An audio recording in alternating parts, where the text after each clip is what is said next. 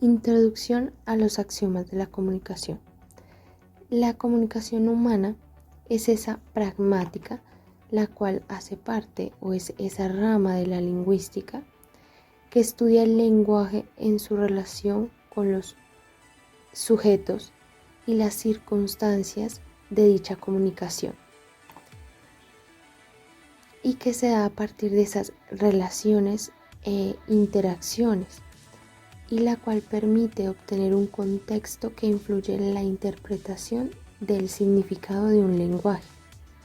En la comunicación, además, existen propiedades simples que participan en los axiomas, los cuales permiten entender el contexto y contienen las consecuencias interpersonales básicas de la comunicación humana, como lo son las que se explicarán a continuación una por una. La imposibilidad de no comunicar.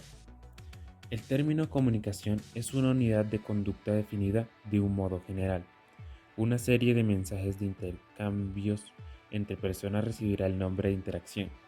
No hay no conducta o es imposible no comportarse.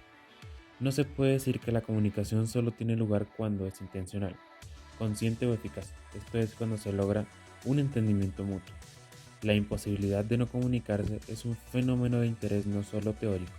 Por ejemplo, constituye una parte integral del dilema esquizofrénico. Se puede decir que el esquizofrénico trata de no comunicarse, pero puesto que incluso el sinsentido, el silencio, el retraimiento, la inmovilidad o cualquier otra forma de negación constituye en sí mismo al mismo tiempo de negar que su negación es una comunicación. Cabe sugerir que el esquizofrénico se comporta como si evitara todo compromiso al no comunicarse. Los niveles de contenido y relaciones de la comunicación. Toda comunicación implica un compromiso y por ende define la relación.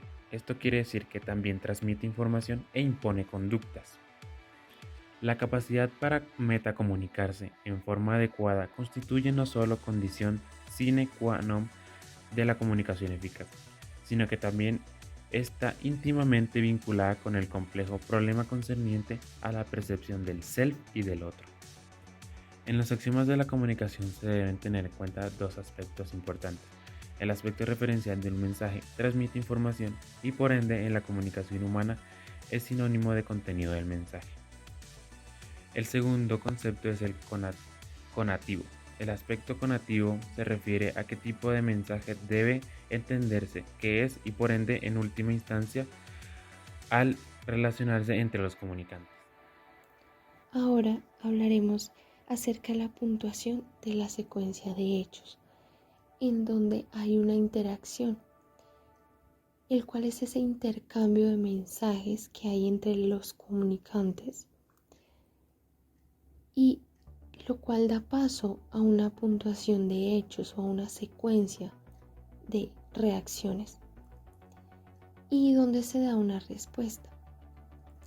Y en esta parte es donde se aplica lo que hemos escuchado o conocemos como estímulo, respuesta y refuerzo,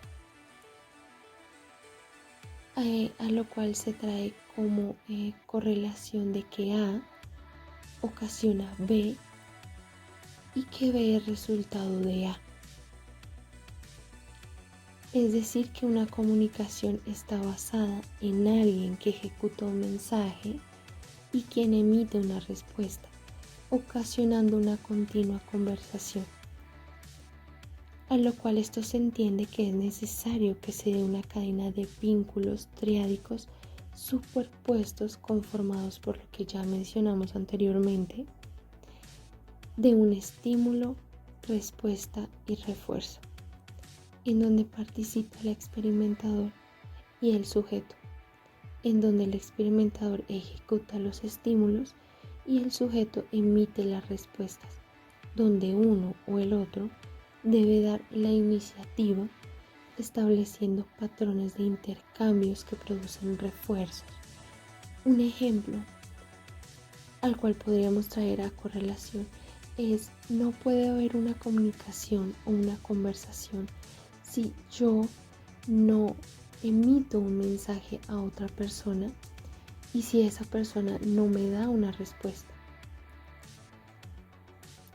Y también es necesario una puntuación, la cual es la que se encarga de organizar los hechos de la conducta que permiten reconocer esas secuencias que se dan una interacción común.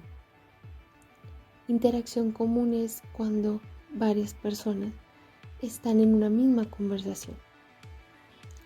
También es importante resaltar el significado del mensaje y cómo éste se interpreta desde el propio comportamiento durante la comunicación como una mera reacción al comportamiento del otro.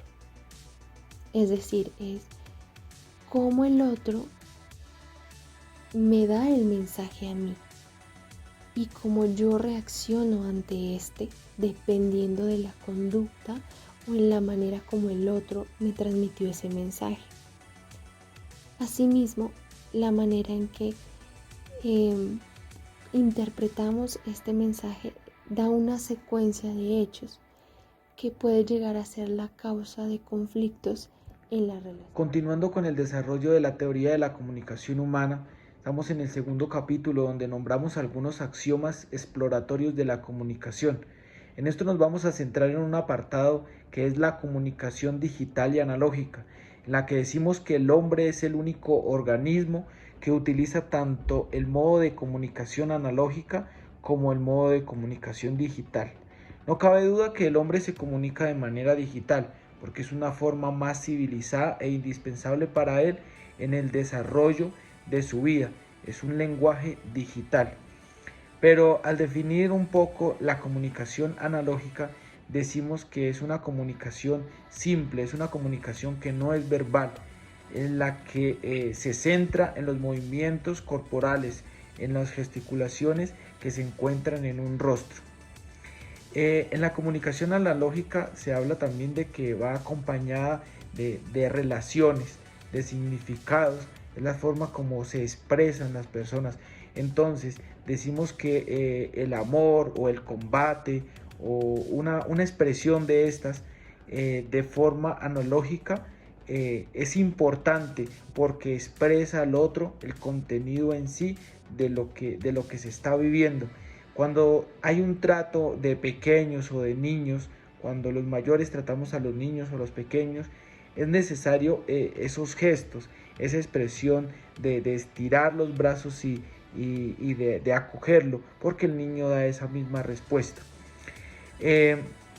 Cuando ya hablamos, digamos, de esa expresión sincera o esa expresión clara, entonces la expresión verbal, que ya sería el lenguaje digital, entonces es importante.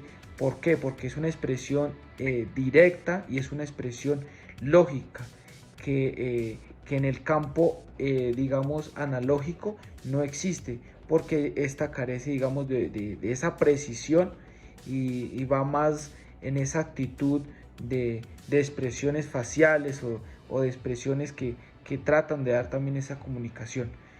Y en esto decimos que un gesto o una expresión facial puede revelar más que 100 palabras.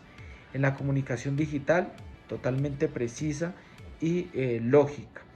Pero entonces estos dos modos de comunicación no solo existen por separado, sino que se complementan entre sí para dar claridad a un mensaje. Ya a manera, digamos, de conclusión, los seres humanos se comunican tanto digital como analógicamente, pero entonces el lenguaje digital cuenta con una sintaxis lógica sumamente compleja y poderosa, pero carece de una semántica adecuada en el campo de la relación. ¿Qué se dice acá? Que entonces la comunicación digital es precisa y directa, pero entonces carece de esos gestos que llevarían a complementar más el campo de la relación. Es decir, que si tú le dices a un niño ven, no solo basta con esa expresión, de esa expresión digital que es esa comunicación verbal, sino que tienes que extenderle los brazos y de pronto ponerse en la posición que está él, de pronto arrodillarse o de pronto sonreírle para que el niño tenga, digamos, esa conectividad contigo. Y ya en el lenguaje analógico decimos que posee una buena semántica, pero no una buena sintaxis adecuada digamos, para hacer esa naturaleza de las relaciones. Aquí que se dice que como es una comunicación no verbal, solamente trabaja con gestos, trabaja como en esa comunicación expresiva. Entonces estaría no directa, no sería lógica, sino que sería más simple, pero que también es importante. ¿Qué es importante tener en cuenta acá? Que aunque estos aparezcan por separado, siempre deben conectarse y complementarse para tener una expresión del mensaje mucho más claro, una comunicación mucho más clara y mucho más precisa en lo que se quiere comunicar o lo que se quiere dar a entender.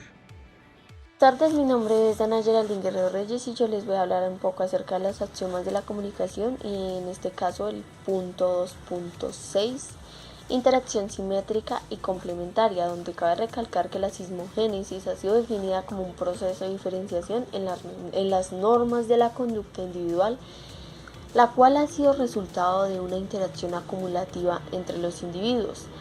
Hay que describir que siempre hay cambios progresivos en este tipo como sismogénesis complementaria, por lo que podemos denominarla una sismogénesis simétrica, por lo que se puede describir como relaciones basadas en la igualdad o en la diferencia. En tal caso, hay unos participantes que tienden a igualar especialmente su conducta recíproca y su interacción se podría considerar simétrica, ya sea una debilidad o una fuerza, bondad o maldad. La igualdad puede mantenerse en cualquiera de esas áreas, mientras que en otro caso, la conducta de uno de los participantes complementa a la del otro, contribuyendo así a un tipo de gestal, lo cual hace que le demos el nombre de complementaria, pues la interacción simétrica se caracteriza por la igualdad y por la diferencia mínima, mientras que la interacción complementaria está basada en un máximo de diferencia. Entonces llegamos a la conclusión de que este axioma sería un axioma tentativo, diciendo así que todos los intercambios comunicacionales son simétricos o complementarios, según que estén basados en la igualdad o en la diferencia, por lo que este paradigma de complementariedad es quizá lo que más se le acerca a un concepto matemático de función, siendo la posición de los individuos una o varias variables con una infinidad de valores posibles cuyo significado no es absoluto, sino que surge en la relación recíproca. Entonces, ya como para finalizar, voy a hacer como un pequeño resumen acerca de los axiomas de la comunicación, donde hay que señalar algunas reservas que se presentaron respecto a estos en general. Primero que todo hay que dejar claro que estos tienen un carácter tentativo que es definido como informal y que es más preliminar que exhaustivo. Por otro lado, también hay que recalcar que es heterogéneo o que son heterogéneos entre sí y tienen un origen en observaciones muy variadas de los fenómenos de la comunicación. Su unidad surge como tal de la pragmática, de la importancia de esta y depende de su referencia interpersonal. Siendo así que la importancia de esta pragmática en los modos digital y análogo radica en su supuesto isomórfico o del isomorfismo, con algunos niveles de contenido y de relación, haciendo inevitable y significativa la ambigüedad que tanto el emisor como el receptor enfrentan en lo relativo a los problemas de la traducción de una modalidad a la otra. En cuanto a los problemas de puntuación, simplemente se basa como en la metamorfosis que subyace de un modelo clásico de acción y reacción.